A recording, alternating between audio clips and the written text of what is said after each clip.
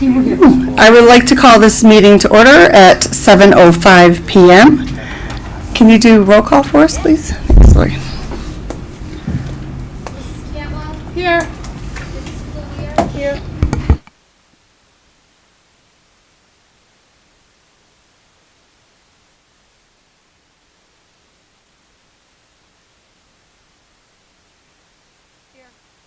Mr. Schuman? Here. Mr. Zabrowski? Here. Mrs. Armista? Ms. Berry? Mr. Bizzano? I told the administrators, Oh. yeah, Okay. because of the weather, those who live on the shoreline. So it's just DeMorrow, McLean, Puckle, and myself.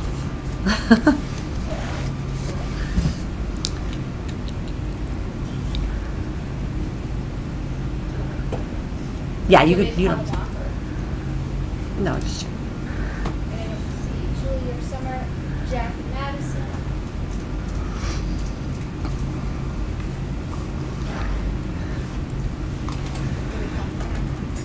Yeah.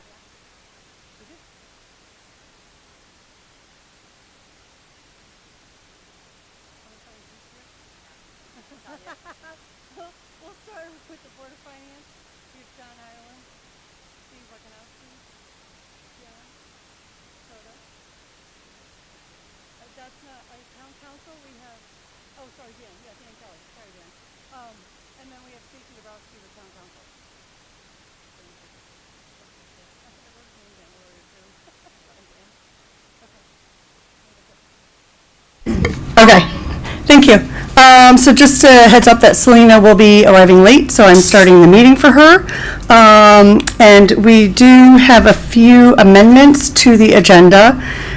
We are going to take items 4 and 5, the celebrating our faculty, staff, and our students, and push it to next month's meeting, or next meeting later this month.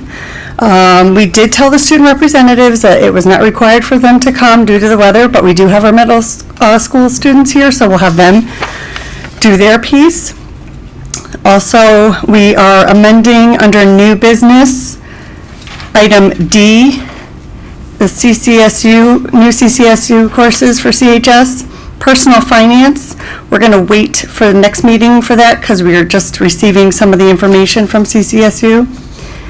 And under policies first read, 14, item A, we're going to push that to a later date because we have some new information coming in. So with those amendments, do I have a motion to approve the agenda? Motion.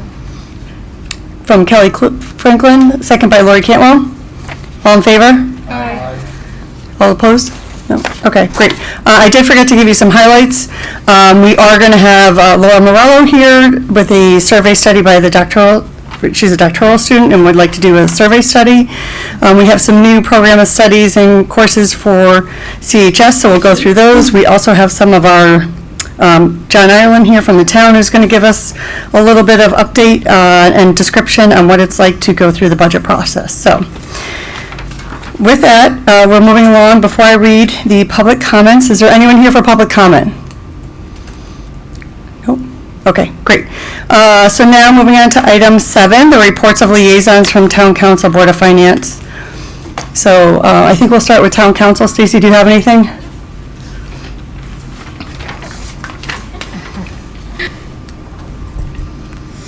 Good evening. Again, I'm Stacy Dabrowski. Is this is on? It's on. Okay. The light is on. So got it. All right. Well, good evening. I'm again Stacy Dabrowski. One of these meetings, I'm going to figure out this microphone. A couple updates. Tomorrow we have town council meeting. Obviously, it's open to the public.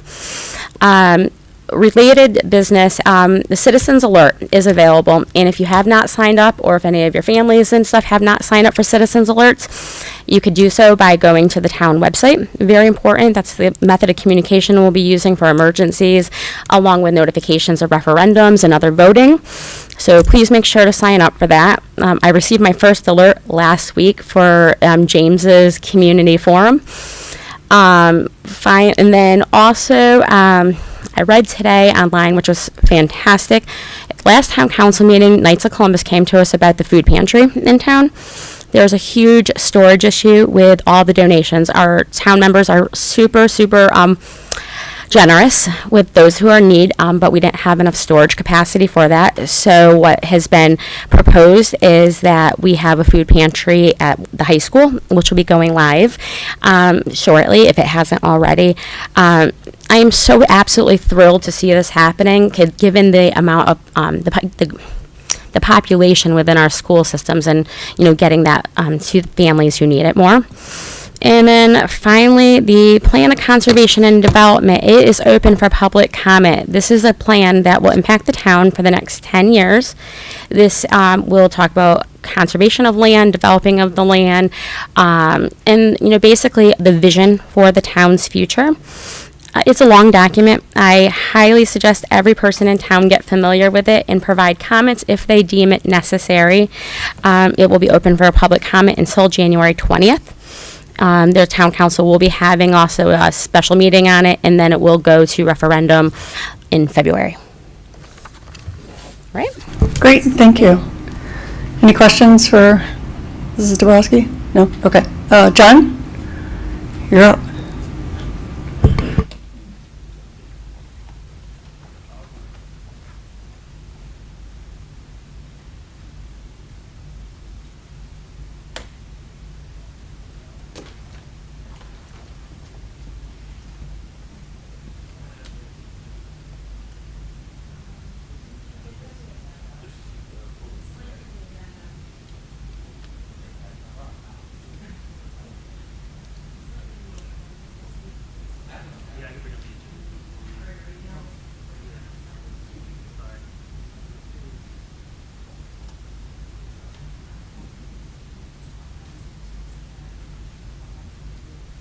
So while he sets that up, I will just let you know that we don't have anything from the CMS Building Committee.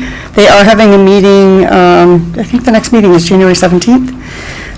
Correct? Is that correct? They don't have one tomorrow night? No. And in the Fields Committee, we are having our meeting tomorrow night, so there's no true update to either one of those right now, but there's a lot of information on, there is an update, okay, my apologies, there is an update in I guess it is in a different spot.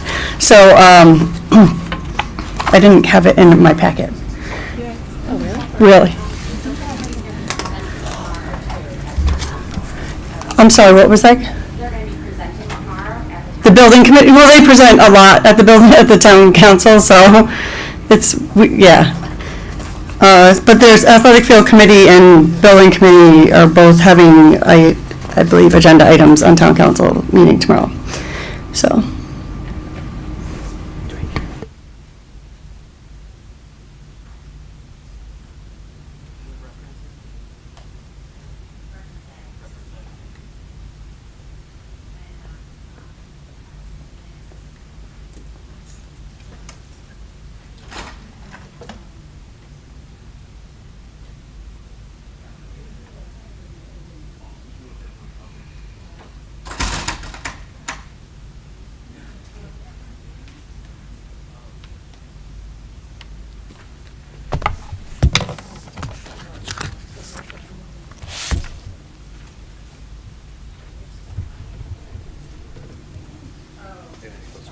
What's that?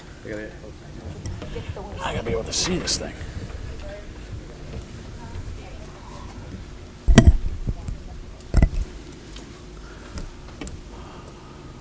Okay. We're good to go. The red light's on. Hopefully I'm good. All right. Good evening, everybody. Appreciate you having us in. For those that I haven't met or don't know, my name is John Ireland, and appreciate you having us out here tonight. For those that I have met and do know, I'm shocked you're still sitting here and want to hear me talk. As mentioned, I got other members of the Board of Finance here this evening. Vice Chair Steve Wagonowski. Steve, how long you been on the Board of Finance? 6 plus? 7 years. Dan Kelly, how many years? 15. So if you had any questions, we're covered. Jamie DeProto, how many years? Yeah. So what I wanted to do here this evening is, after we have an election, obviously we have some new faces, people that may not be familiar with the process, or those just want to get a little refresher course, give you a little overview on, as we head into budget season, how it works, how the system works from a 40,000 foot view, and really how it impacts the Board of Ed and impacts you guys. So just to go through, we're going to talk about the three basic different budgets that we've got, the revenue sources that kind of make up how we put all that together. Just some different things to kind of think about and look at as a Board of Finance and what we do and how we have to put together, what things are going to look like for the town for the next fiscal year, and then our budget timeline. And then obviously throughout any of this, ask any questions. I'll, get to these guys or answer them as best way we can. So if we go on to the next slide. Okay, so we're currently in fiscal year 2024. Our budgets run July 1 to June 30th. All right. In the current year, the Board of Ed makes up about 63% of our total town expenditures or operating budget. All right, so 63% of the tax dollars that get collected goes towards this organization. Since fiscal year 23, the budget has grown about 40%, from about 25.9 million to 36.1. And the state requires that the budget for the following year be at least that of the current year. So that's called the minimum budget requirement. Okay, so when we get started for the coming year, where you're at now is going to be your minimum starting point. Okay.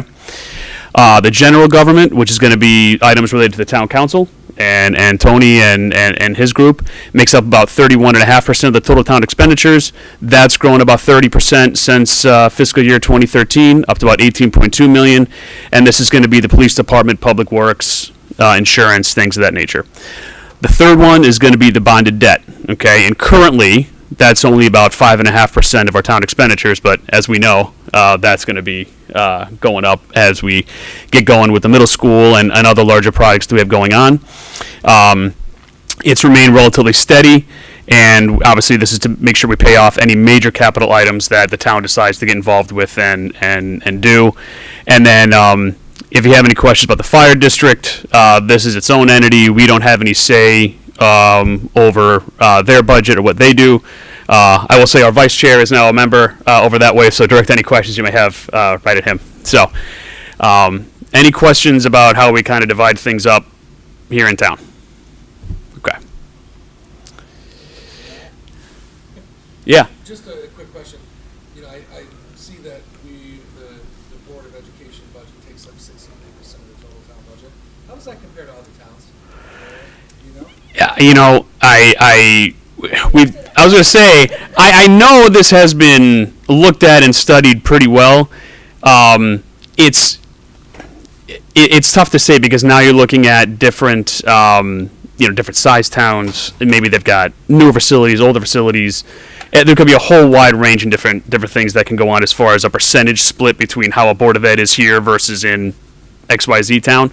I know, I'm sure you guys do peer, reviews and peer comparisons versus others, but listen. This is your meeting. I got nowhere else to be, so I'm welcome to hear you out however you want. We will definitely tell you during the budget process. We always do. I'm so grateful that you're all here, and I don't want to put you on the spot and make you feel badly, but we are very grateful for everything you give us. But we'll give you that number during the budget process. I won't keep you in the dark, and I don't want to keep you in suspense either. So it's in our presentation from last year if you really want to look. At next month's meeting. And it'll be in next meeting. Or next meeting. Next year, Sorry, last next year's month. meeting and this, and next 2 weeks' meeting. Yeah. And we appreciate every penny. Any other questions? All right. So to get to all these different budgets, obviously we got to look at and see how do we generate the revenue. Okay. So we put all three together. We need $57.6 million to make the town run. All right. So how do we do that? We collect local property taxes, which is going to be the vast majority of this. All right. It's going to be around $50 million of that 57.6.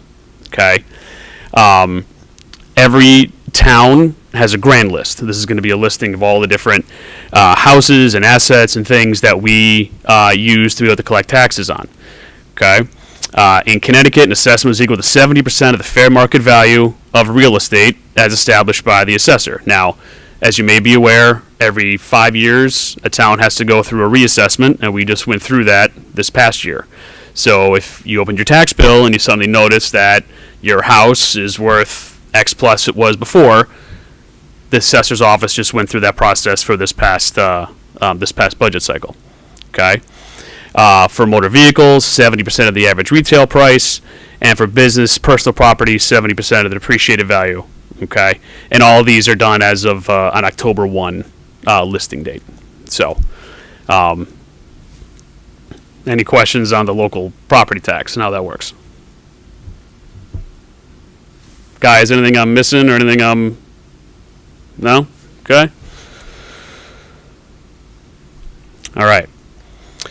So, the mill rate, okay, is what we use to take all of those items on the grand list and then assess it, okay? So to calculate the property tax, you multiply the assessment of the property by the mill rate, divide by 1,000, all right? So as an example here, if you've got a value of 50,000, okay, and the mill rate is 20. Now these have nothing to do with Cromwell or our current budget, but this is just for argument's sake, okay?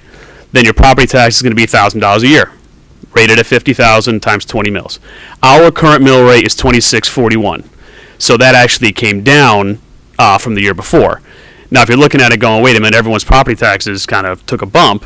Well, it's because of that grand list reevaluation that we went through, and the grand list went up so much. So it was offset by the decrease in the mill rate we've got there.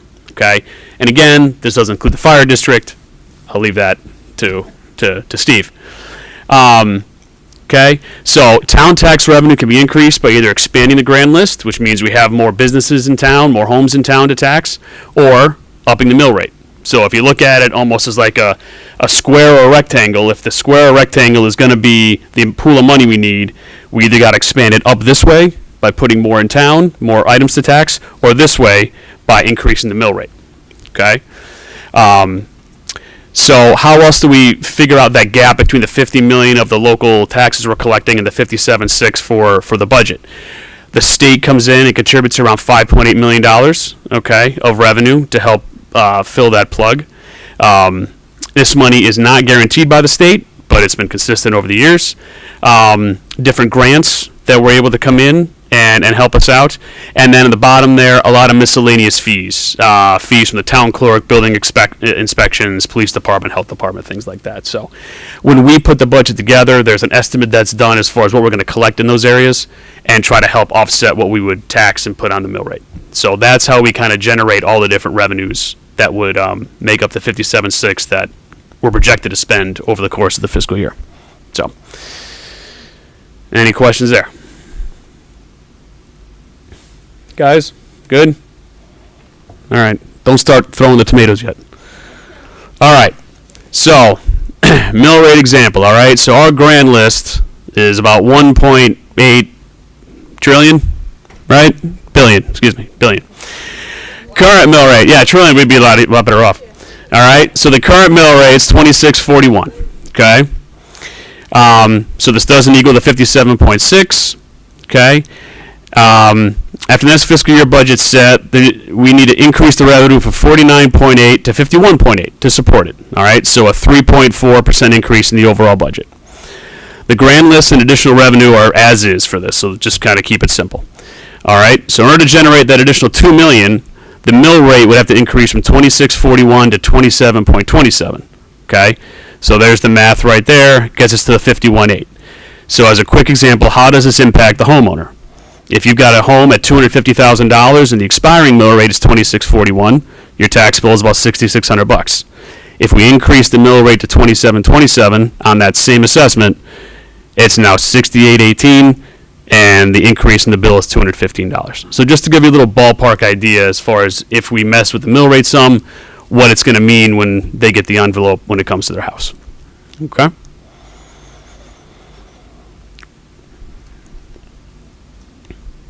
Okay. Pass-through budgets obviously were impacted by COVID. ARPA money is kind of come and gone now. We've allocated a lot of that. I know on the town side, there is still some money left there, but I believe the intent is to try to, help offset some costs going into fiscal year 25's budget and to help offset some capital expenditures there. Reevaluation again took place, and that increased the grand list by about 20%. And in a non-reevaluation year or expanded grand list should provide additional revenue without impacting the mill rate. So if we just get more businesses and more items in town and expand that by 3%, then we're not impacting the mill rate. The budget can go that 3%, and it's not going to affect an individual tax bill. So if we just have more stuff in town to be able to tax, that's where it'll help keep the mill rate relatively flat. Obviously, there are a number of different major capital projects that have been approved, CMS, or things that are on the horizon, and that's where it's going to have a major impact on the debt service piece of it, okay? And the town has and continues to maintain a AAA bond rating, which obviously, as we're going out to the marketplace to try to get bonding for these projects, becomes key because we get preferential treatment on the interest rates. And as we all know, interest rates these days have, gone in the wrong direction. Hopefully, they'll start to come back down, but that's obviously having an impact there too. So, any questions there? Guys, good? All right. All right. So about us a little bit. Again, I've introduced the four of us. Matt Blanchett, who unfortunately couldn't be here tonight, and Ed Maley make up the six of us on the Board of Finance. We meet the last Thursday of the month, and 7 o'clock over in Town Hall. And we will normally receive an update from the town manager and the finance director as far as how things are going on a month-to-month basis. Review, financial reports just to make sure the things are coming in correct. And then discussing, obviously, items that town council may have approved that come to us in order to continue the funding during the course of the year. And, obviously discuss large capital items that may be coming across that we need to know about and discuss further. So, other than that, I'm trying to think, here we go, budget timeline. Okay. So I know you guys are probably already underway, putting together your, next fiscal budget, next year's fiscal budget. That smile could be bigger, Dr. Macri.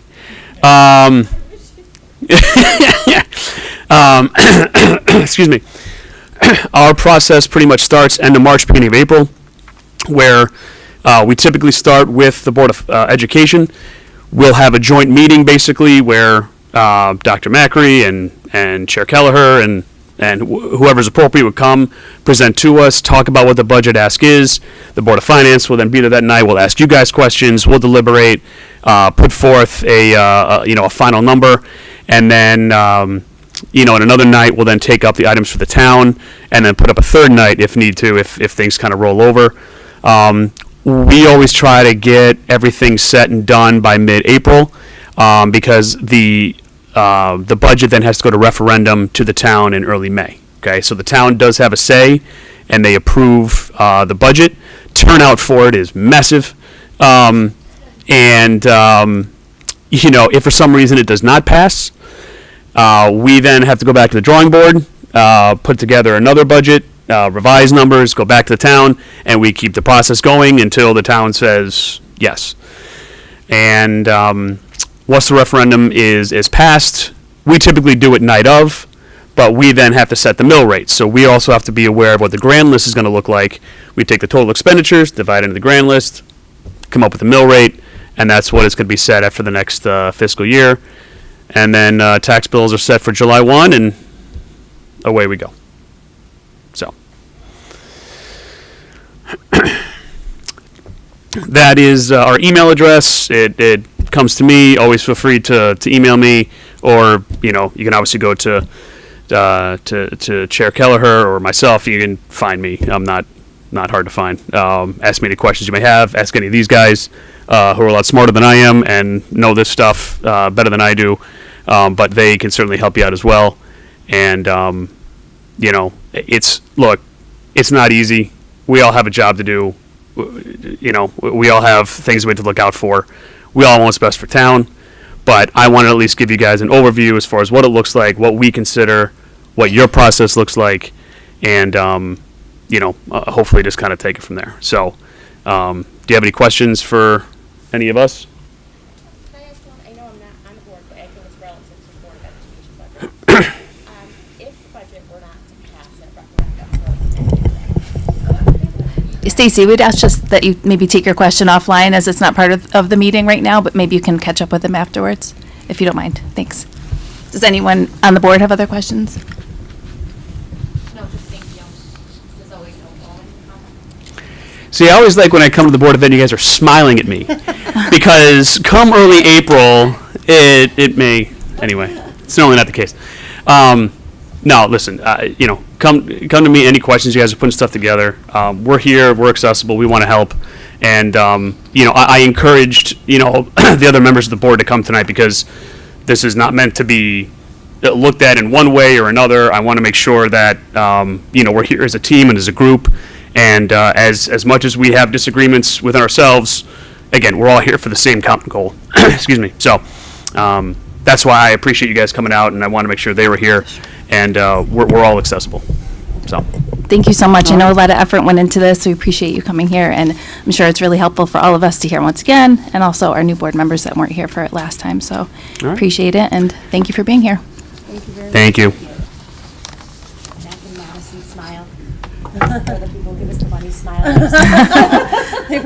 They got a little lesson in economics tonight. I said, this is a great class. Isn't it awesome if you were going to teach it tomorrow to the rest to the adults? So exciting for parents now. What? They are here, just the CMS students are here for the. Yes, okay. All right, so we have just CMS here this evening, so thank you for being here in this torrential rainstorm we were supposed to have. It's not so bad, but if you'd like to go ahead and give your reports, feel free.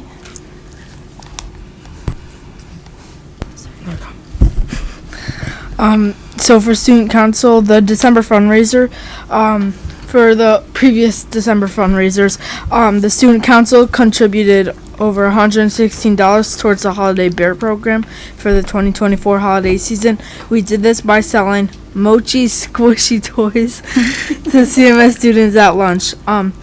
We also had a toy drive that helped contribute to a sizable donation to CCMC from multiple Cromwell public schools, and our PJ Day on that last Friday, it yielded over $500 for CCMC. The student council will be planning a pet supply drive for Wednesday, January 24th to Wednesday, January 31st. Donations can be dropped off in the CMS main lobby before school each day. Mr. Calhoun will also be accepting donations in his classroom.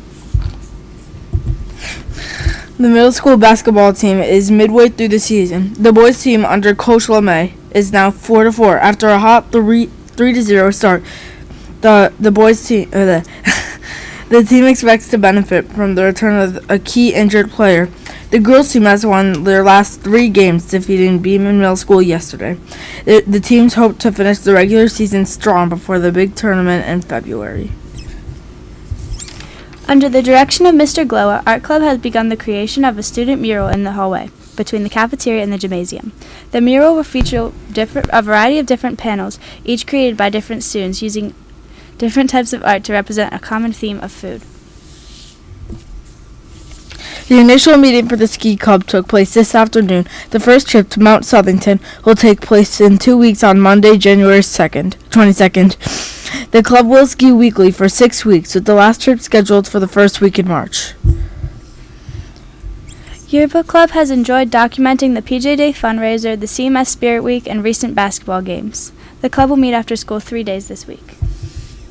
The December 13th concert was a hit. The students performed well and parents enjoyed their melodious tunes. The winter concert will be held on December 17th, beginning at 6 p.m. for grades 6th, 7th, and 8th.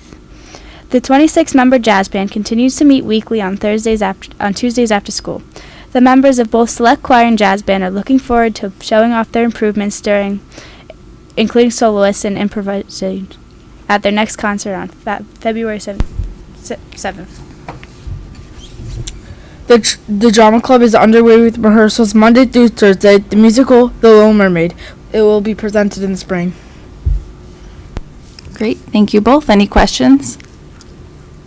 All right, hearing none. Thank you both for being here, and be safe going home. From here, we'll move on to town collaboration updates. Dr. Macri, do you have anything you want to report in this section? Okay. We'll move on to superintendent's updates in response to Board of Ed comments. Sure. So the kids just talked about how much we raised for PJ Day, and so we're at our new high. We raised in-house $2,941.78, but then we had the online donations that were then a part of Cromwell Public Schools, and that $1,406 came in. So we raised $4,347.78. It was really an exciting day. Staff, students participated. It's something that happens pretty much everywhere now. So it brings us all together to support kids who really, really need our help and appreciate it. And a lot of our own students have benefited from this fundraiser. So thank you to everyone, to the students, to the families, to the staff. It really was a great day. Busy before we left for vacation and then coming back on the budget. Sadly, no surprises here. We have a deficit for this year. It's a lot of it is due to tuition in regards to, or staff in regards to our students with special needs, and transportation, which is through the roof. We have frozen the budget, as you know. Nothing is spent unless it is absolutely needed to meet our standards, and obviously safety and security. Something breaks in facilities that we can't go without fixing, we fix it. And that's where we're at this point. Everything comes through Mr. Shettle and then through me to get approved.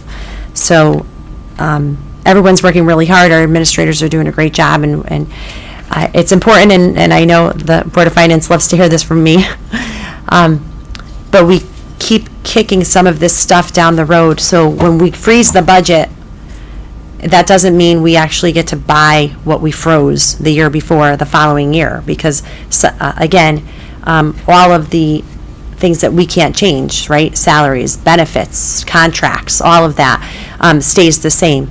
So we are noticing a lot of wear and tear on things that we have been freezing and not been able to purchase. So working with Claudio Bazzano, we're trying to be creative with how we're managing some of that, but it hasn't been easy.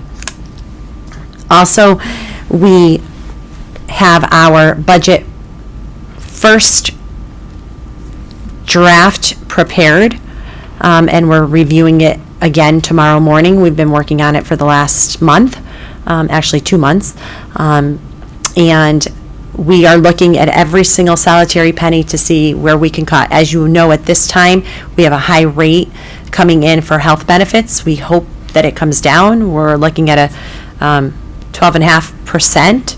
We hope that comes down, and if it doesn't come down, I hope in unison with the town that we do go out to bid, because we can't stay at 12.5%. We can't afford it. But that's where our claims are saying that we are. There's numbers that we're not sure of. A lot of the numbers that we are sure of are concerning, but it is what the district needs, and we have 3 unions that are negotiating and haven't negotiated yet this year. So we have a lot. We are looking at every single solitary area, as we always do, and we will present to you on January 23rd. And at that point, we'll do our presentation. You'll have the ability to ask questions, and then you can give us your questions in writing, and we'll respond in writing as we have in the past. When can we expect the packets? So right now, we're working on the presentation and the copying of the pages the Thursday before. So what is that? The 18th is what I have. I have them coming to you on. Let me just double check to make sure I'm not putting my foot in my mouth. But I made a timeline, and I believe, yes, deliver budget binders and presentation to the Board of Ed on the 18th. Sure. Okay. So, Alan, did you have a question on that note? What unions are? Custodial, paras, and secretarial, administrative assistants. So what happened with the para situation and the custodial is, remember, they waived that 1 year because of COVID, but they didn't give us we only did a 2-year contract because it's every 3 years. So it was 4 years because of COVID, and then it was 2 years, and now we're up again. We start, I know, believe me, it feels like just yesterday. I know. I agree. But yes, we do have 3 contracts that we're negotiating this year. Can you just go back to the 12.5% increase in health insurance costs and your comment of we hope we go out To bid with if the we stay town? there. So are we coupled with the town in our healthcare bids? We are. Okay. Yes. Yep. And how often do we go out to bid?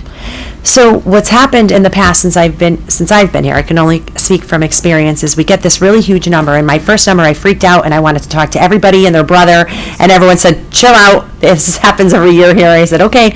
And I'm used to that happening, but I'm not used to it happening with like a 20% increase over time. So I believe the first year it was, maybe we were at a 3 or 4%. Then the following year, the couple of years in a row, well, it was just 1 year, I think last year, where we got a 0%, where Ann Burke and I literally were hugging in the hall. We were crying in tears. That's not going to happen again. They came back and told us that it was anywhere between, it was around 25%. We, of course, laugh. And we know they'll come down. Then they came and met with us and reviewed all of our claims. And the problem is when we review the claims, we can't split which claims are the Board of Eds and which claims are the towns, and nor should we, because it's all the same money. It's all of your money, taxpayer money.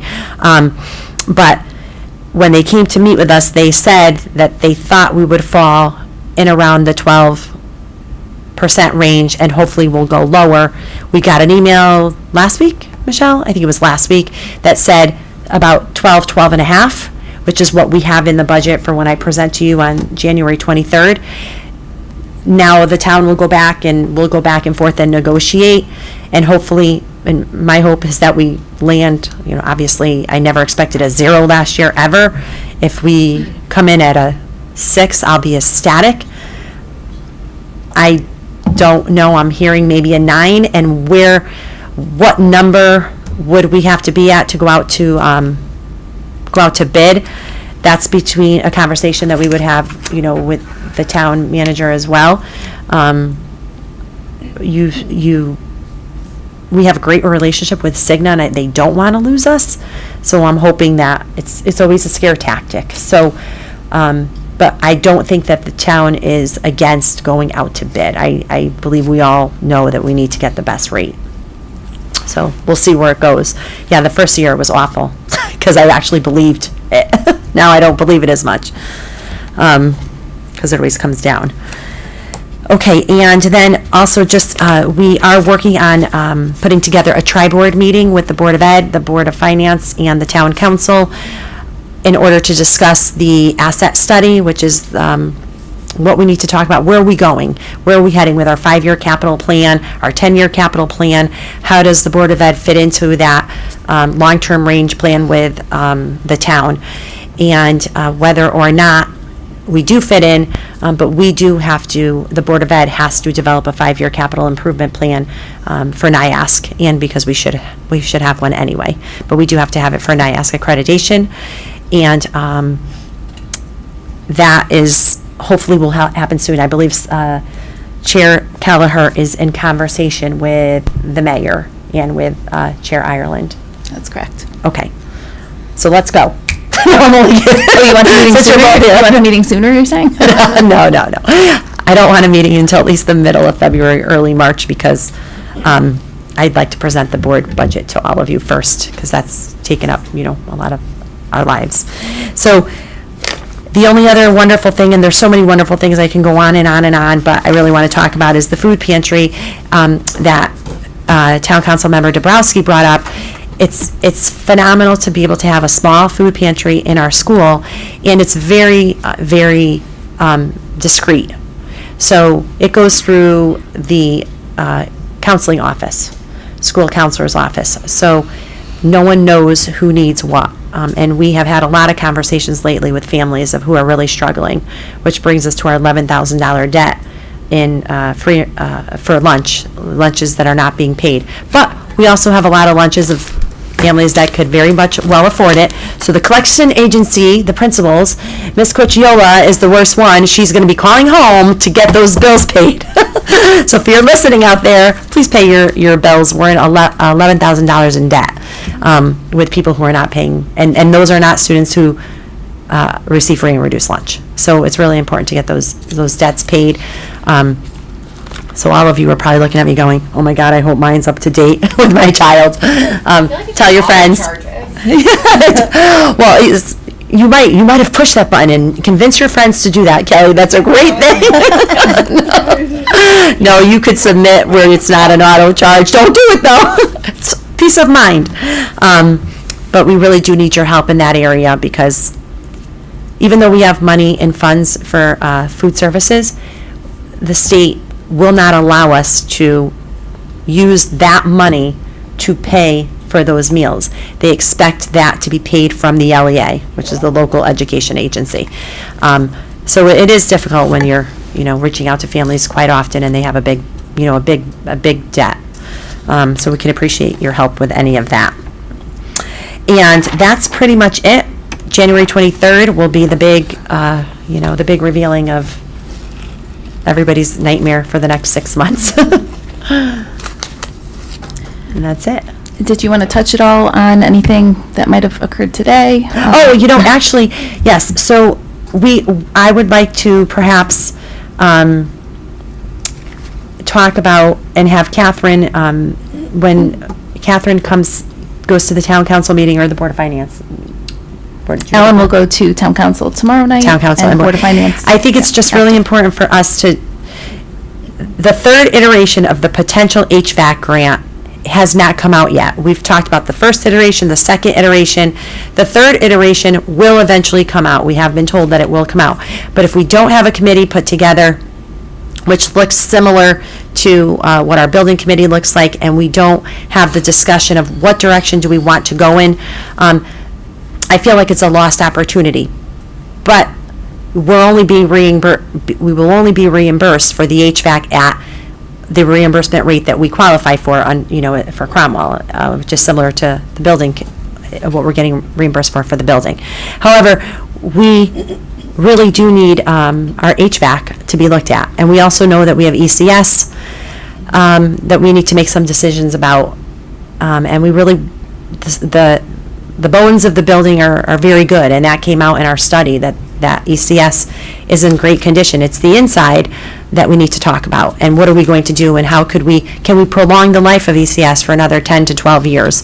But it's a conversation we have to definitely have. So we had that conversation tonight.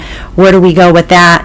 Can we overlap some of the boards so that we come up with a board that would be interested in talking about the HVAC grant, so that when it comes up, we're not trying to get to the Board of Finance to approve, to Town Council to approve, to get a building committee, because all of that has to be put in place. So if we're proactive, then perhaps we might be able to apply for it. But it has to be something that the town would like to do. So having that conversation might not be a bad idea to have also at the tri-board meeting.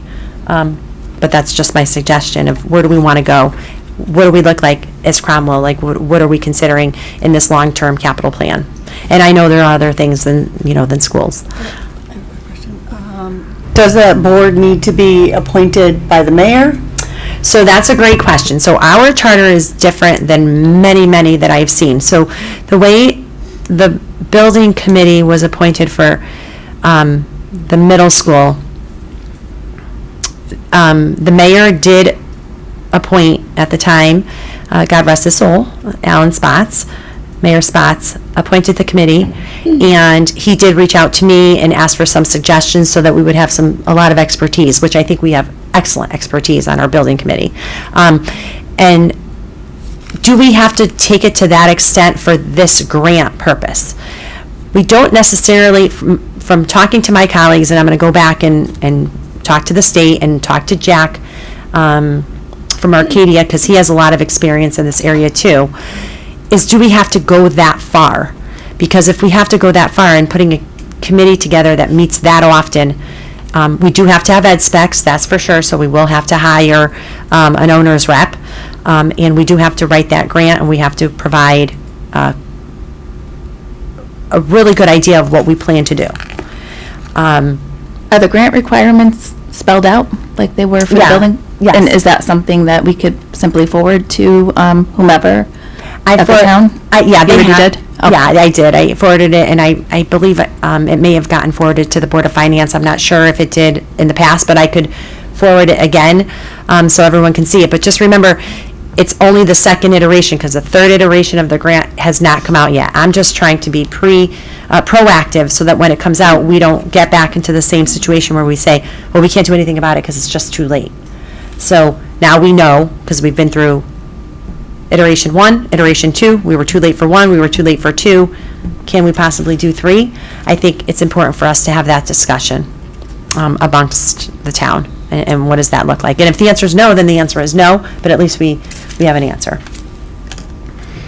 And anything else that we talked about tonight from facilities, Kelly, that was probably the most important? That was the most, yeah. And Press then it. just the date for the tri-board meeting, Yeah. which sounds like it'll be after budget.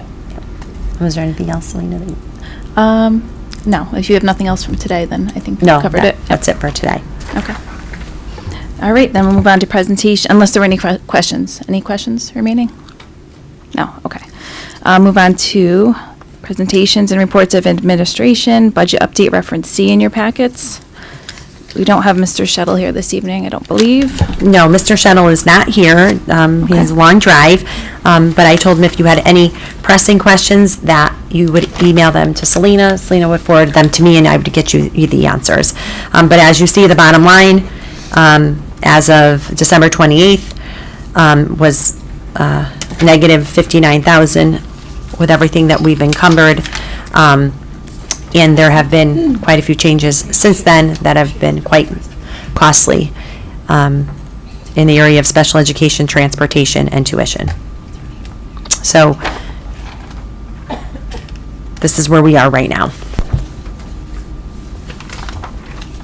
Did anyone have anything they were wanting to question? I can jot it down now, or do you want to email me? Matt, you have a Yeah, question? just trying to understand why we're negative in the non-certified salaries. Like, what does that, what positions does that cover, that Assume kind of that's thing? in special education? Everyone, non-certified is everyone except for teachers and administrators. So that would be the way we pairs is most likely. That's Yeah. kind of what I figured, that's Yeah. kind of what I was getting at, okay. Pairs is,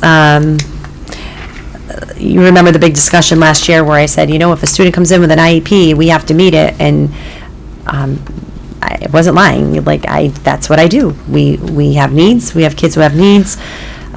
We have struggled with filling the positions. That's been a challenge. But anybody who has an IEP that says they need adult support, we need to do our 100% best to provide that support. And we have had quite a few students come to us, especially in pre-K, with a lot of needs. So the couple paras that everyone was nervous about me cutting, we've increased about 4 or 5, yeah, I'm looking at Michelle. And that's always going to happen. And the tuition and transportation is also related? Yes. Okay. Yep. Students moving in, no one's moving out right now. Well, and we have moral and legal obligations to fully fund that, Yeah. so. Yes, yep. Anything else at this time? And some of, just so you know, that the people transportation pieces, remember, I told you we have 19 homeless students in Cromwell as of today, and 3 years ago, we had 3 homeless students. So, and some that are in foster care. We are paying a lot of money to transport students from other towns, yeah. Even when we split it, when we're able to split it according to law, it's still a fortune. If any other questions do come up, just email me and I'll pass them along and get the answers for you. All right, we'll move on to new business. Item A, action item, is the description of a potential survey study by a doctoral student. I believe her name is Laura Morello. If you're here this evening, please come on up to the podium. Did you want to introduce her? So, Mrs. Morello used to work in Cromwell, and she has had a huge impact on the students of Cromwell Public Schools. And I'm so happy, I'm sad that she left, but she needs to do what's best for her. Maybe she'll come back one day. But she has been working on her doctorate for a long time, and it is not easy work. It's, a good 5 years out of giving up your whole life, pretty much. And her study is incredible, even though I told her, don't do it when it involves kids. It's a lot harder. And she said, but I want to know, and she did it anyway. So we would love to be able to support her, but I just want to make sure that she can explain to you and answer your questions so that you know what we're going to be doing. So, Mrs. Morello? Thank you for the introduction. Sure. Hi, I'm Laura Morello, and as Dr. Macri mentioned, I'm a former employee at Cromwell High School, and I'm a doctoral candidate at the University of Bridgeport. Mr. Kuckel and Dr. Macri have graciously allowed me to come present this to you in hopes that I can facilitate my survey questionnaire. It's really a self-efficacy instrument with 11th and 12th graders at the high school. It actually came about as we were working on the vision portrait of the grad years ago, and then I was part of a NEAS committee, and this is not, assessing skills is not something that anyone really has a true grasp on across the state or anywhere for that matter, and that's why there's a gap in literature, because there is no empirically validated instrument that is looking at skills from a holistic perspective. So my research is developing an instrument, and this instrument is assessing student self-efficacy, so their confidence in problem-solving, communication, creativity, collaboration, and critical thinking, which are known as the 5 future skills that were taken from another research study that have been proven over hundreds of international frameworks in the educational and industry sectors as the top 5 skills needed in one's future. So the instrument is brief. Actually, the one that you have in your packet, there was 37 items. I do have an updated one as has gone through expert review and student cognitive pretesting. It's down to 25 with just a few minor changes to the verbiage. It's at a 7th grade reading level, so it is accessible to all students. And like I said, it should be approximately 5 minutes. So what I would need is to send out, I'm asking for passive parental consent, so an email would go out through Power School to 11th and 12th grade parents, informing them of the study. There's a very stringent IRB consent document that goes with it that explains every single ethical consideration associated with this study. There is no identifiable information being collected at all. Parents would have the option to opt out. If they did not opt out during an advisory period, students will be given the link to the survey, asked to take it. It's completely voluntary. They're asked to provide their assent as to whether they want to and have the ability to stop at any time. And again, it's approximately 5 minutes. They hit end, and that's the end of it. I'm taking the information and performing quantitative analysis on it just to prove that the instrument is an actual valid and reliable measure that can be used in the future. So we did have this in our packet at the last meeting, and so we were asked to hold it, and I'm sure you've all reviewed it. If there are any questions for Laura, now would be the time. Catherine? I don't remember. Are they open-ended questions, or are they are specific answers that they have inside of those? So the response scale is a Likert scale from 1 to 6. Okay. Strongly disagree to strongly agree. So numbers as they click through, and the intention is in the future, once it's validated, and it will get validated depending upon, the modifications that I would then have to make, going forward, is that there is an instrument that would be available to the district to use as you see fit. It's a piece in a holistic, toolkit that can be used as a formative measure. So we're looking at skill development. Where do we see strengths and deficiencies? How can we improve to help students in this area, with the goal of making sure that when you graduate and you're ready for this post-secondary transition, that you're academically ready and skill ready. And is this something that would be shared with Dr. Macri and utilized in the district, or only for your own purposes? Once it's validated, the districts that are willing to participate, I will share that with them, and then it will be a tool that you have at your use for Dr. Macri's discretion. Okay. Any other questions? Matt? So right now, this is kind of like the testing phase, right? You're trying to see if the results that come back are valid. If they're invalid, are you going to tweak it and then come back and ask to do it again? Well, the hope is that it's not going to happen, and it's I going hope to be that for you as well. Yeah. But let's just say that for the sake of argument, it didn't. Would you then want to revamp it and then come back and try it again? Right, so I would have to go back to, like, I will not allow her to let that happen. I'm not going to be the guy To see how beautiful she is right now, she'll be sleeping under her bed for about 5 years. what would happen then is I would go back to the drawing board, and it would really start the cycle all over, and I would have to go through item drafting again. Yeah, bring there's like it a to- 0% chance of that. You're Yeah, right. 0% chance. Just making sure. I do have other districts that have agreed, just if there's any consideration. So Middletown Public Schools, Meriden Public Schools, and Berlin Public Schools are all participating in the survey distribution. Awesome, thank you. Great. Any other questions? Catherine? Only because this was first handed to us in November, for the November meeting, and we postponed it till tonight, thank you. Thank you, guys. But since then, because I understand it's for 11th and 12th graders to see how they feel about their postgraduate plans and everything, and I have since noticed from that time frame, a lot of students, as you know, my daughter's a freshman in college, and a lot of her peers are struggling with way more than they anticipated they would. So is this something to kind of assess and spearhead the schools on how to deal with that before they leave high school? Because some of them are saying, I feel like I'm not prepared. So, or more prepared for their postgraduate plans. That really was the crux of how it all started, right? You know, I was talking with students and asking, you know, postgraduate students as well, current students, where are our needs?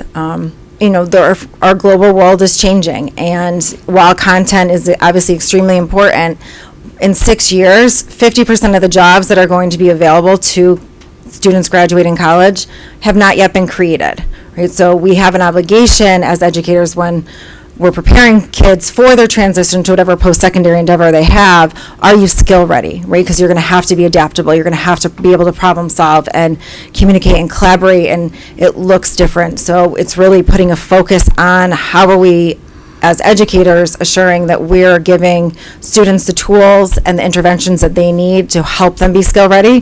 So when they go into whatever their next endeavor is that they do feel a sense of confidence, and they have the ability to problem solve when things get tough, and they are able to work out the challenges that they're, you know, inevitably going to be presented with.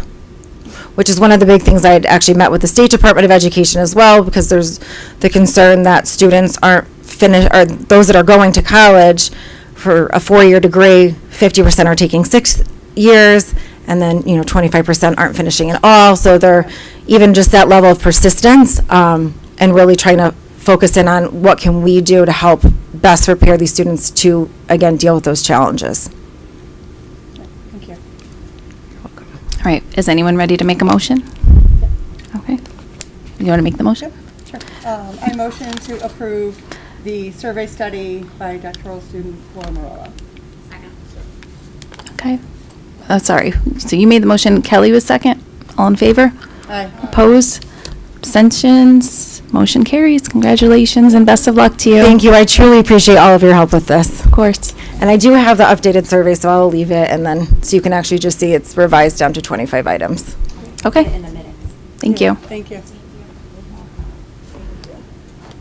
All right, we'll move on to our SRO update. Dr. Macri. Okay, this is our update. I speak weekly, if not more often, with Chief Siffo. And as of now, Cromwell Police has hired 4 new officers. 3, they have to go to the academy. 3 will not be on the road until July, if all goes well, and 1 will not be on the road until November. So based on that information, right now, we will have a second SRO beginning in the fall of 2024. So we'll stay, hopefully, the way we are right now. If, by some chance, and there are no promises, but if we can get some lateral moves, because we are a town that's in a perfect situation, because there's reciprocity between, I think, 17 other towns because of MERS. If anyone applies, that could just go into the position and start as soon as the end of the month, then there's a greater chance that we will get someone sooner. So he's not giving up on that. He hasn't been giving up on that. He keeps trying to recruit from other towns, and that's really what we need. We need a Hail Mary for someone to come in that is fully trained, and then he'll be fully staffed, and then we'll get our second SRO back. In the meantime, we do have Chief LaMontagne. She's wonderful, and it's been going well. And Officer Pete is doing a great job. Do we want more? Do we want our second SRO back? Yes, I want 4 SROs, but that's where we are as of today, and hopefully that can change any day. So is that Lori? So if we get the second SRO, are you thinking of having 3, or would Chief LaMontagne should be released from the position? Yeah. She's temporary. We only have her, well, we didn't even really have her budgeted for, but she would be released, and then the second SRO, and that was the agreement that we've had with the police department for years. Yes. Is that in place for the foreseeable future with her? We have spoken, we weren't sure how long she was going to be here with us, and she's happy to stay and help. So I believe yes. Although I did get a call and I wasn't able to call her back today, so I'm afraid to even say that. So that's not what she was calling me for. I hope she just needed me to sign something. But I'll keep you posted. But yes, Okay. She enjoys it. And the kids love her. She loves the kids, so it's great. We're lucky to have her. Alan, Yeah. sorry, I jumped in before you. Yeah, can you clarify the cost, this SRO and subsequent SROs? So we pay, the Board of Ed pays for one SRO, the town pays for another SRO. But we pick up the benefits and all of, everything for that other SRO. So that's why it's so high when you're looking at how much we pay on the board's end. We're not just paying the salary, we're paying for all the benefits and everything else. And then the town pays for one. As far as, So we're paying for the first, the second one is, except for benefits, free? yes, All right, so yes, Is your mic on, Alan? Yeah, half on. yes. Is your mic on? We get half It's not off. quiet. Okay, so the first one we pay for, the second one is, except for benefits, is free Yes. for the town. But in the way that we're using our security guard right now, we pay for that fully Correct. as the board. Okay, and subsequent, if we ever got a third, is that negotiated? That would have to be, Town? yeah, we have a contract with them. We'd have to negotiate that with the town. Any other discussion? One last thought. If they did receive a lateral move, what happens because there are already 4 in the queue? Would they be able to hire another one? Yeah, Ahead of them. my understanding is, and my conversation was, if there is someone if someone comes from a lateral, they will take another officer, Okay. and then it will help us. 6 right now. Last I knew That was a they few were down months ago. 6. Yeah, and I 4, don't think 5. they've hired, aside from this. I'm not sure. I don't know how many they're down right now. He didn't tell me. He did tell me that if that was to happen, then we would get someone sooner, and it would be this year. But we don't. He can't make any promises. That's all we can do for now. All right, we'll move on to action item C, which is the Cromwell High School Program of Studies 2024-2025, the big reference D in your packet. And we'll have Andrew Kuckel present that to us, or give us any updates. And good evening. So we did include that memo which is the first page in the document for the program of studies for everybody, which really just highlights essentially the major changes, because for the most part, the program of studies did not change much from last year to this year, aside from what you have on that cover sheet. So, the first big change, graduation requirements. The state said with the class of 2027, it gave us some flexibility, but we do have to include financial literacy as a graduation requirement. We offer already a personal finance class, and then hopefully down the road you'll be able to approve a personal finance class that would award students CCSU credit based on their completion. So we do have that as a change.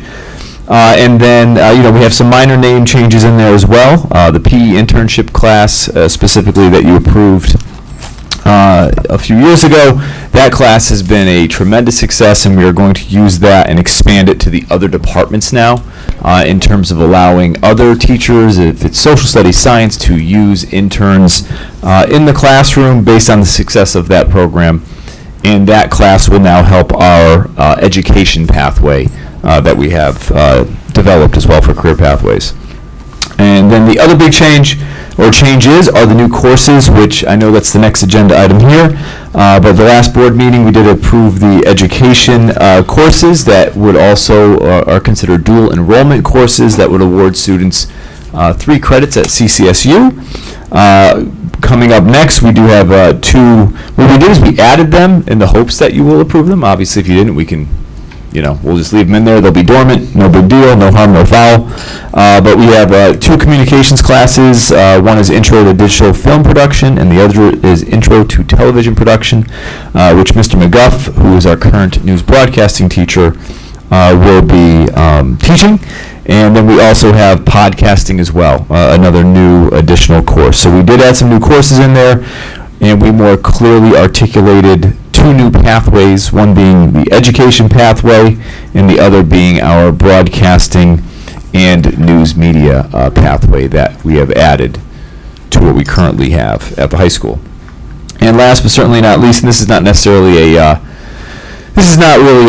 change, but in terms of how we go about the course, when students come in, a lot of the feedback we've been hearing from families, especially of 9th grade parents, is that they needed something to help their students transition into the high school. Some executive functioning, learning how to be a high school student.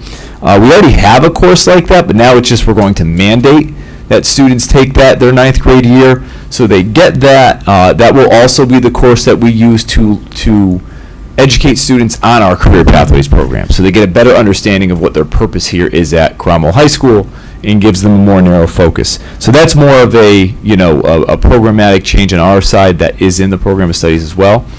So when students go to pick, 8th graders, when they go to pick next week actually, that'll be the course that they will all sign up for. So these are the major changes in here. The course of studies, when you transition it to a PDF, does not do so friendly. What we're going to do is we're going to push it out actually as a view-only Google Doc, because that's when it looks polished in the way it should. For whatever reason, when we convert it, it doesn't do what it's supposed to do. Kelly.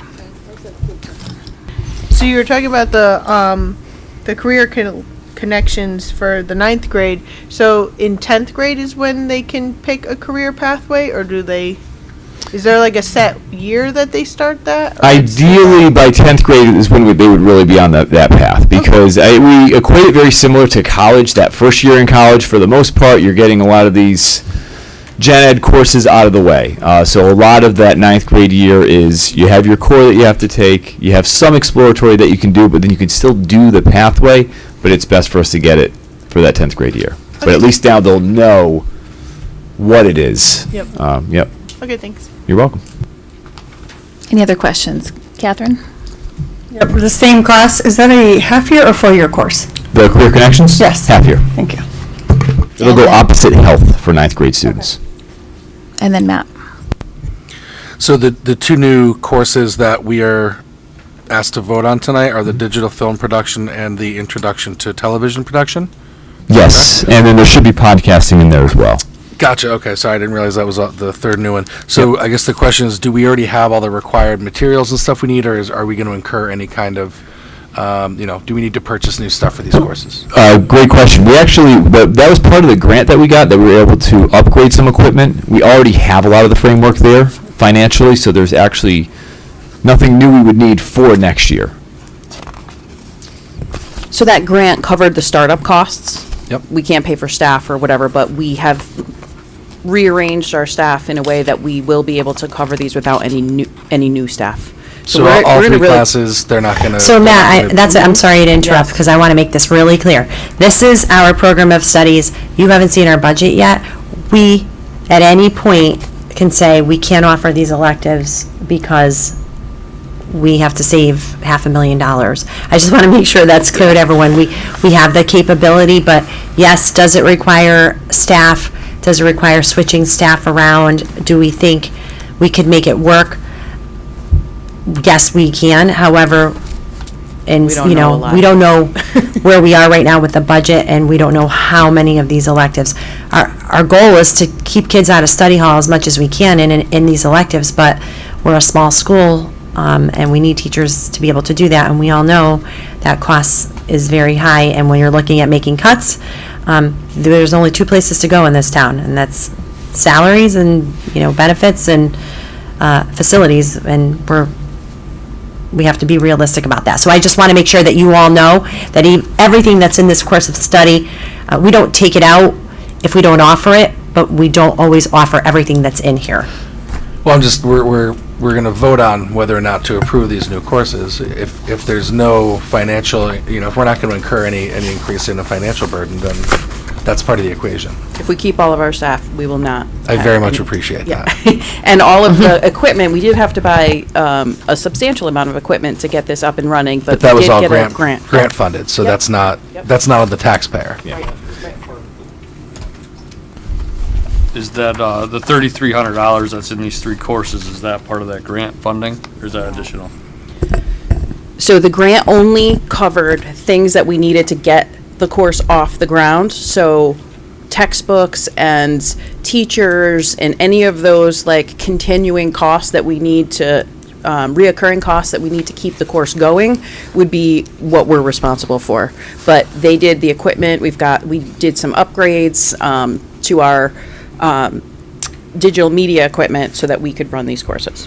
So then if in the future it looked like it was going to cost more to run them, we would just simply not offer them? Okay. Right. I just want to make sure we have Yep. a safety net in place here. Correct, and those two rooms are actually right behind you. We have, one of them has all Mac computers in it, that room right there, and our news broadcasting is right over there. And thanks to the tremendous efforts of really Mr. McGuff, it's a passion of his. So he created a podcasting center pre all of this, just for fun. That's awesome. And knew that this was going to happen down the road because we already had the equipment, and it was a matter of repurposing the equipment. So he's really done a tremendous job at saving where he can save too. So he's getting this launched at a bare bones price. Well, thank you, and tell him thank you as I well. will. I will. Catherine. Two questions. First one is, will students have to pay a fee for the central course? I know we discussed it briefly, but I don't remember the answer. Like they pay for the Yukon credit courses? So our understanding is no, that there is no fee associated with this. That was part of what made the CCSU offering appealing. so appealing. And the 'Cause UConn is a couple and $100. UConn also has a stricter requirement for teachers to be Correct. accredited in order to teach these. Correct. My second question is I know in previous years, in the past year or two, we talked a lot about the number of teachers that we had that were strapped for teaching multiple classes. Even we were not offering them free periods, so we had to pay additional money to them in order to teach basically all day. Are we not running into that problem and able to offer more of these classes because our enrollment is lower for the school? It just seems interesting that we have so many more courses that we're offering. Yeah. When a couple of years ago, we were really strapped for, That wasn't really a high school issue necessarily. I thought it was. So we are going to repurpose one of our positions now. We have, Doug's position is going to change a little bit if we run these courses. So he'll be able to pick up those courses. Over the years, Catherine, we have been repurposing, how do we use certain staff members, how are we scheduling so that not everyone is being hammered with teaching a 6th class? Do we have staff, I believe we have 2 or 3 that are teaching a 6th class at the high school? Oh, only 1 now? Yeah, We're down to out of the aisle? It's been 2, and then this year it's been 1, and it's only for half It's a through, year. it's through, Mr. Cockle has changed 1.5. the schedule at the high Yep. school and the way it runs, and that Okay. is part of the efficiencies. Okay, thank you. But yeah, no, so I don't, Catherine, I don't believe that's been, that's not an issue for us. That's a huge, Mr. McGuff doing that will be significant for us in terms of adding more electives. Yeah. I just have a technical question. You mentioned that it shows up funny when you open it in the PDF, and so you're going to put it on a Google Doc. Yep. But not everyone has Google, so it might be hard for some people. Will it still be available as a link on the website, as a PDF, yes. or some other way that people can access it? I believe if it's Google View only, I believe you still have access, Steve, right? I believe so, yeah. So even if you don't have a Google account, yeah. Okay. Yep. All right. Yeah, because Problem the PDF transition bothers me. Yes, it does not. Yeah. Oh, sorry, Alan, Yeah. go ahead. Just one something stuck out, and under promotion here, about credits, it says, to get to the 10th grade, you need 6.5. To get to the 11th grade, you need 12.5, 6 would work. And to get to the senior year, you only need 5.5. Just odd. Yeah, it is funny you bring that up, actually. We actually talked about that and looked at that specifically this year, and we looked at changing and bumping them up.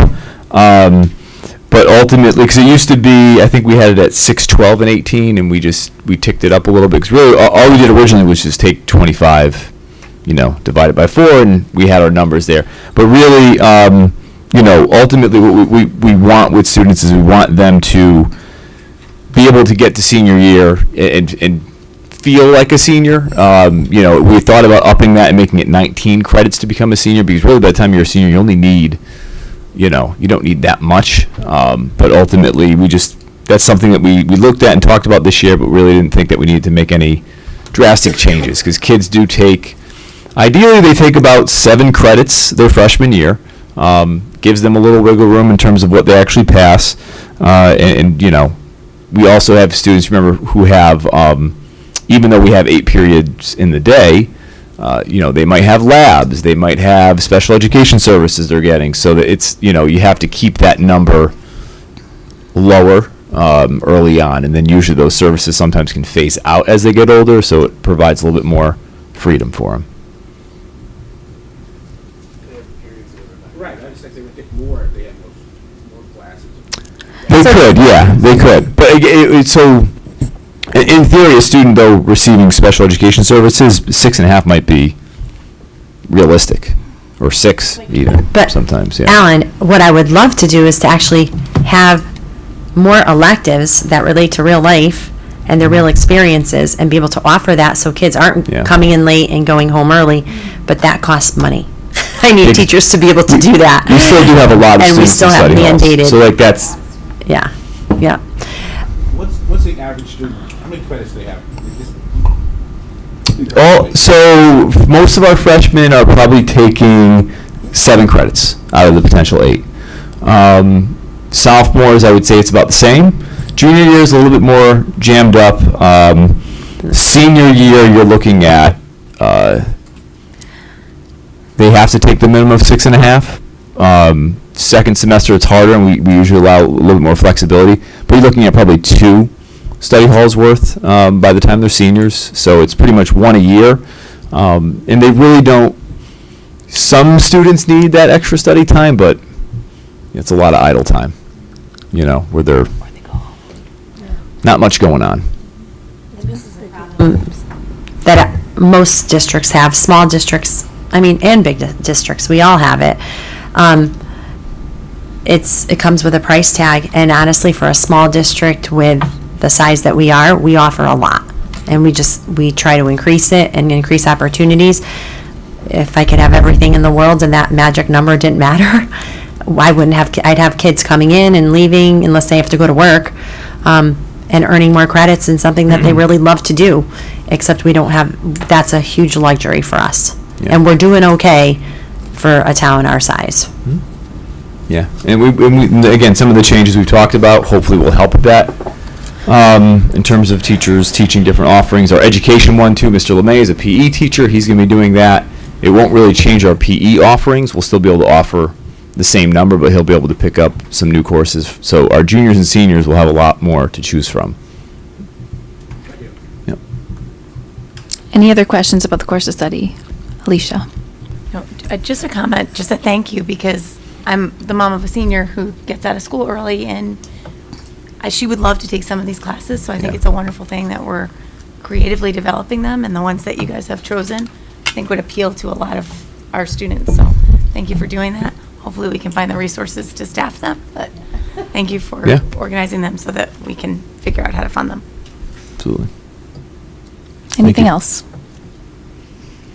All right, would anyone like to make the motion to approve the Cromwell High School Program of Studies for 2024-2025? I saw Matt, second by Kelly. All in favor? Opposed? Abstentions? Motion carries, and Program of Studies is now approved. And along with that, item D, which was for, I believe, the new courses for podcasting, digital film production, television production, and I'm told we're holding off on personal finance. Is that correct? So on those 2 courses, is it 2 or 3? Podcasting, digital film, and television, 3 separate courses? All right, is there a motion? Alicia, second. Alan, all in favor? Opposed? Abstentions? Motion carries. Courses are approved. Awesome. Thank you very much. Thank you so much. Appreciate it. Okay, from there, we'll move on to action item E, which is the approval of our minutes and motions from the December 12th meeting. Reference F. Is there a motion? Motion. By Catherine, is there a second? All in favor? Aye. Opposed? Abstentions? Is anyone absent at that meeting? No? Okay. All right, motion carries, the minutes are approved. And then we have informational item F, which is a stipend approval, reference G in your packets.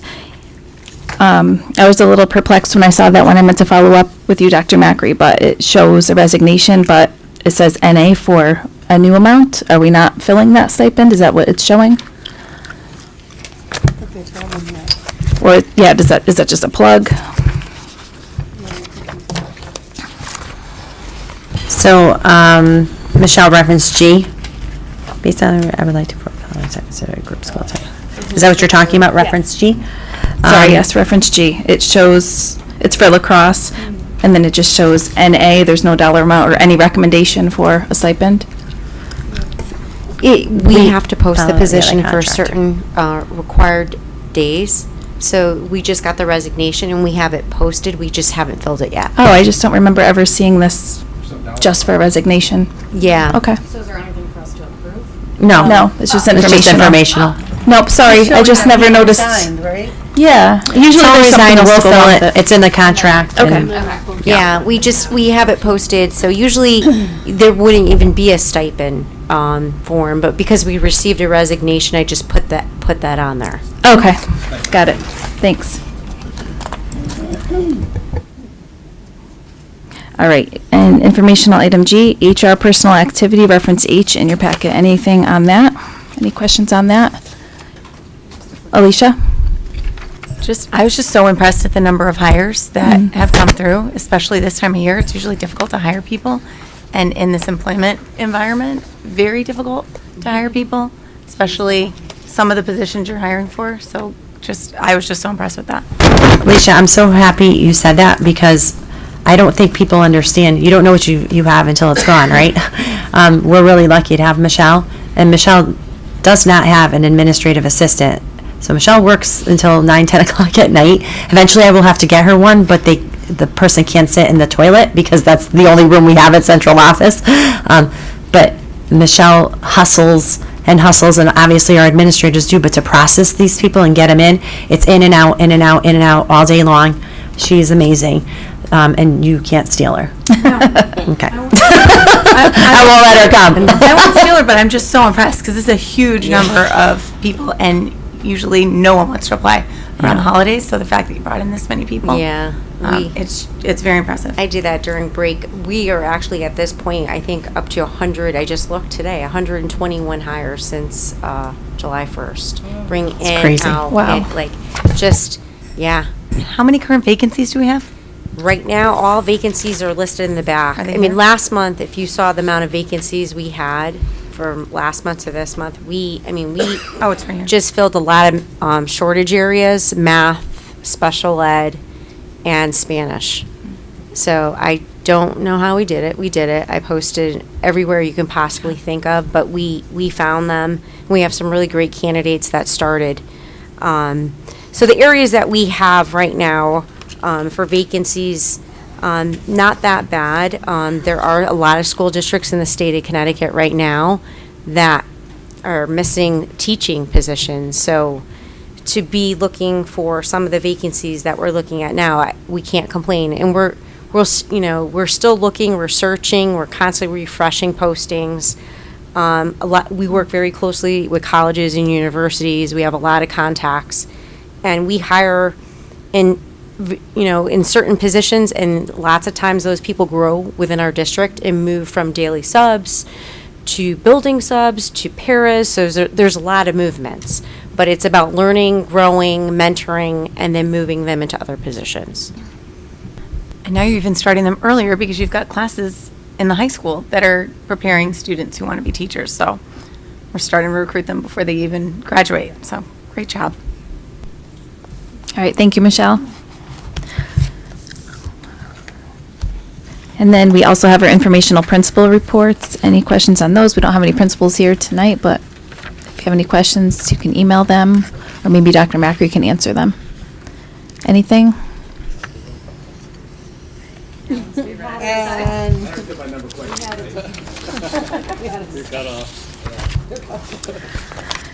All right, and then we have a series of second reads, items A through G. So those are brought forward for a second read and approval. Are there any questions on any of those policies? Steve? On the student discipline, page 8, number 27, there's this, something about possession of a cell phone.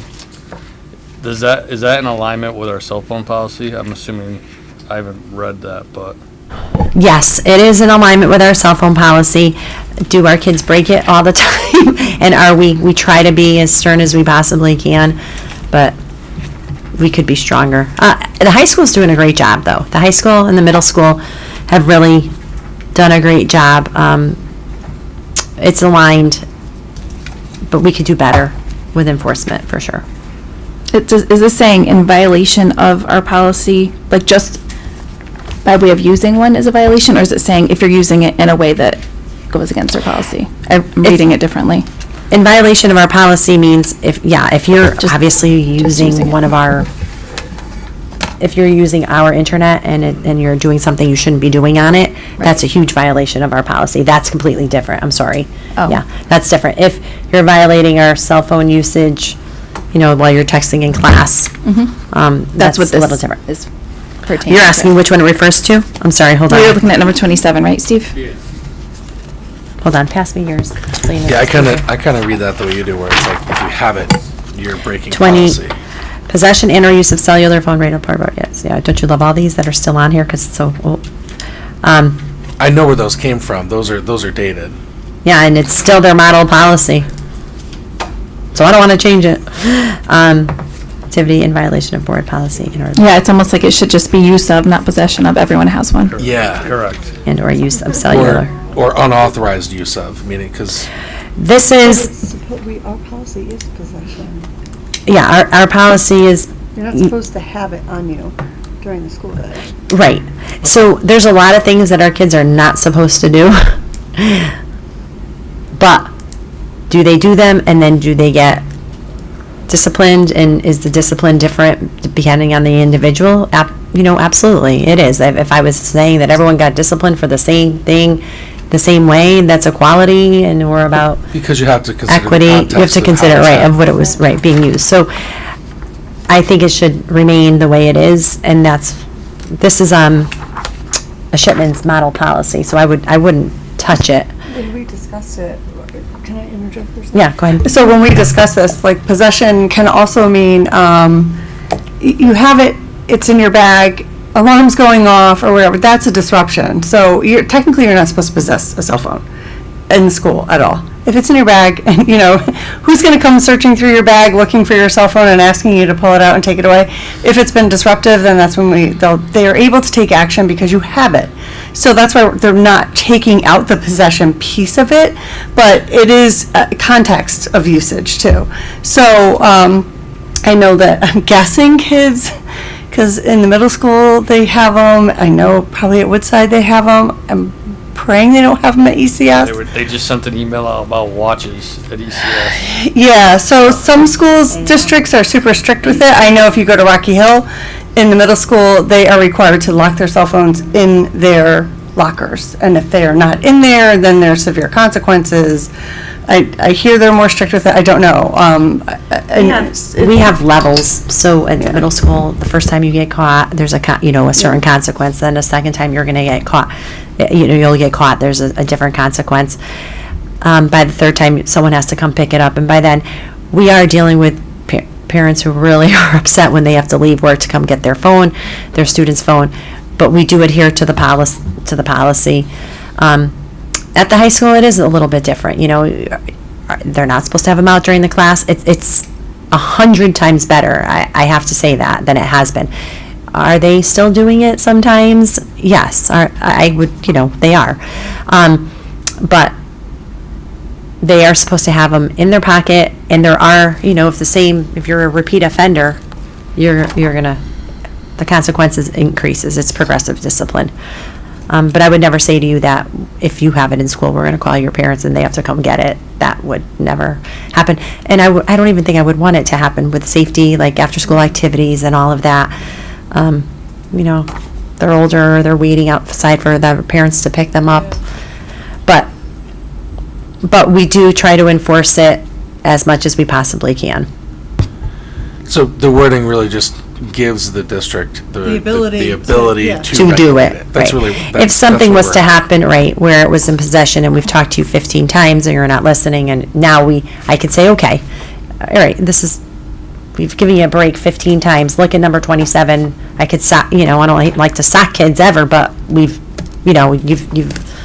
outgrown you've abused it. Yeah. So it allows us to. So I remember we discussed this. Yeah. I don't know if you and Lori and Kelly remember, but I remember talking about it, and it's like, well, that's why we kept it in there. But now reading it a second time, I think I'm reading it differently. Possession and or use of it in violation of it. So I don't think it's necessarily saying having it is the problem. If you have it in a way that you're not supposed to, like have it in class, have it out on the bus doing something wrong, right? Is that the spirit of it? It's not, right. It's.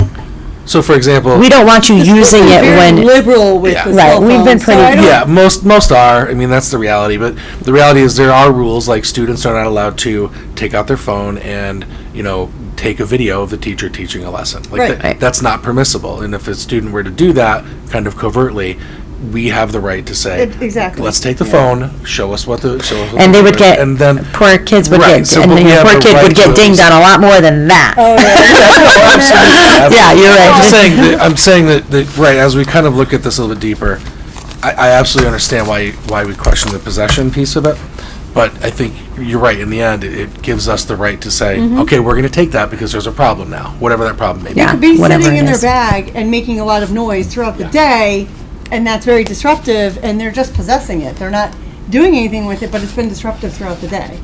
So, why am I having a hard time finding that thing? I only have this on my desk in blue all the time. Do you feel better about it Yes, now? absolutely. Okay. what are you looking for? The policy. I don't know why my page isn't numbered. It's all right. I wouldn't know if she's done. All right, any other questions on this policy or any of the other policies, A through G? The only other one I had, was on I think it was a sudden cardiac arrest. We do this a lot. That's reference E. Q, I think, right? I believe it just said, that the Board of, I can't remember exact language, I had written down a note, but it says the Board of Ed shall provide, somewhere in here, I can't remember exactly, this was from, Actually, the rest one is reference Q. Yeah. Yeah. forget exactly what section I read it in, but it said like the Board of Ed shall provide guidance. Shouldn't it be, read more like the superintendent or their appointee, the designee should provide? That'd be the only comment I have. I don't remember exactly where the language was.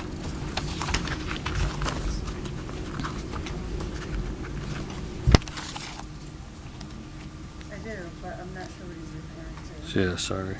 Reference Q, board shall provide. I'm looking at reference Q, Steve, and so the way it works, we have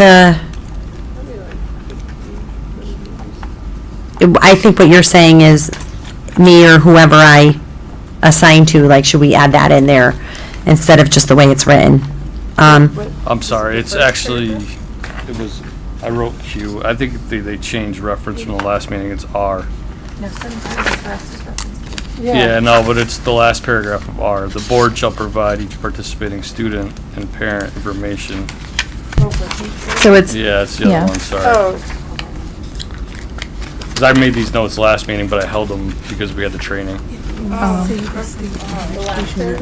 Yeah, the last paragraph of R. And feel free to always email me those questions. We could get them, in advance if you'd like, because it's just easier than forgetting and holding them to the next Yeah. meeting. It's not meaning us, it's meaning the district. Oh, yeah. I'm sorry. Yes, okay. So now I understand. That's a great question. So when you see that written like that, the board, in this situation, the board, as your superintendent, it gives permission to me, to do that. Okay. I'm sorry. Sorry. Now I understand. And You some of thought it our, meant us as the board? Yeah. yeah. Oh, okay. Yes. No, but that's a great question because It's confusing. in some policies, it says the board, it says the superintendent or whoever the superintendent designee, right. Correct. So, yes, and particularly in this, the board would be, the board through me then would, but that's a great question. Yeah, I don't know, Because some why of they've the, never. some of the policies in here are written the other way. Yeah, some are Yeah. the superintendent And or his or her designee, Yeah, yeah, exactly. yeah, I know. Oh. Did you have any other questions No. that you remember from That's last time? Okay, are you sure? Yep. Want to make sure we answer them? Okay. All right. Would anyone? Close reading. You're going to start tutoring some of our kids on close reading. Would anyone like to make a motion then to approve policies A through G? Motion. Motion by Catherine. I saw Alan. All right, sorry. Lori, I'll get you next time. All in favor? Opposed? Abstentions? Motion carries. Policies are approved.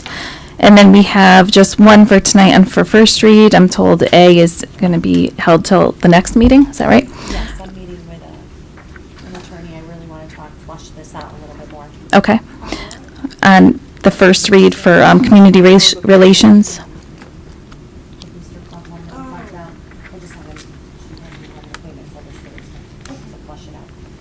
Okay, so we just have the other administration of medication, and we'll bring that forward to a second read at the next meeting. Board committee reports. Policy committee was reference F in your packet. Any questions on that? I know, Laura, you had a comment. I'm on there as if I'm a. Reference what? V, right? Mm-hmm. Yeah, I just. What did I say? Oh, jeez, sorry. It's okay. Yeah, I had emailed Lisa because I had noted that you were absent, and I just wanted to make sure you don't want to be on there like that, do you? No, it's just, my name is being put on there for some reason. Yeah, I look is that very- a mistake or is that a new thing you guys are doing? No, I think it's just a You mistake. don't want to be, because you're not No. expected to be there. No, I so- don't know when that started, but we can let Lisa know that, No, to take it off. Laura trying to learn. Oh, it's okay. Laura, this is Oh, I'm just, saying Lisa, it was Laura that was on Lauren the I'm Pace. sorry. Oh, you know what? I emailed Lisa. Maybe I should. I'm sorry. I should. yeah, it's okay. Because she had sent the minutes, so I just hit reply. Yeah. Yeah. So I had just emailed her, letting her know that Selena doesn't typically attend the policy meeting, so she didn't need to be marked absent. That's all. So yeah. Okay. It's okay. Yeah, she's not on that, officially on that committee. When she comes, anybody can come, but she's not an official member. So, okay. All right, thanks, Lori. So was there anything else on those that you want? Okay. So we need to approve them? No, we don't need to approve them. Okay, facilities and technology, we talked a little bit about that tonight. Did you have anything else you wanted to add, Kelly? Thank you for chairing. No, we do it in our meeting, they don't do it at our here. Yeah. All right, any topics for future agendas? Anything? Does anyone have anything they want to talk about in the future? All right. Comments, updates, and announcements from board members. So we'll start with you this time, Steve. Got anything? Alicia?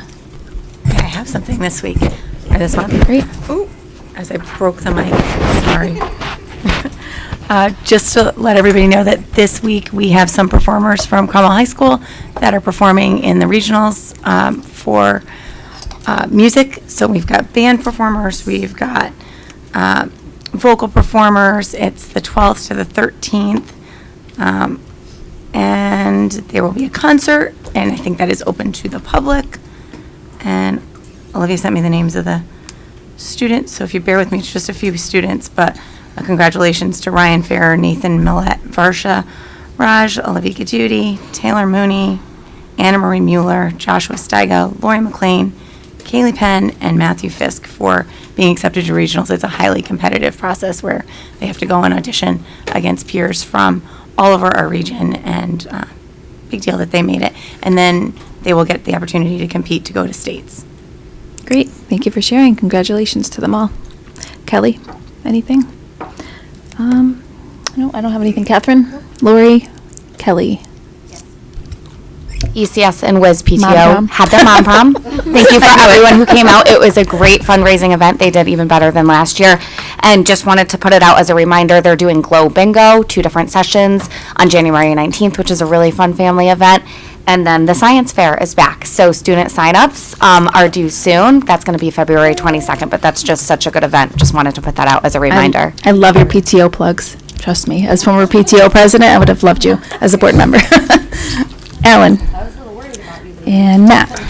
Just one, having been a teacher for 20 some odd years now, when I hear that we have a teacher who wants to start a new class, and I'm talking about the podcasting class, who is so into it and passionate about it that they had already kind of collected their own setup and gotten it kind of set up back here. Like, I'm very excited for students attending that course once it gets up and running, just because when you have a teacher who's that passionate about it on their own, they don't have to give their all to it. They've already kind of done it, if that makes sense. So I would just to thank you to Mr. McGuff.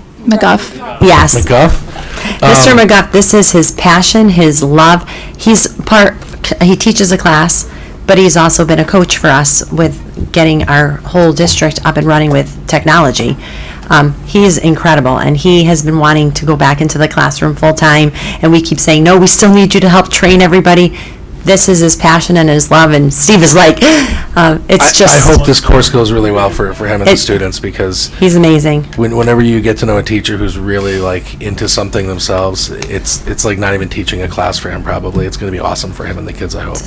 It's his love, and it's pretty amazing, Matt. I've very few, 30 years, I've only seen this maybe a handful of times from someone who just gives their all from their heart because they love it so much. We would never be able to have this if he didn't do what he did and has been doing all along. So thank you for, and he's a great person.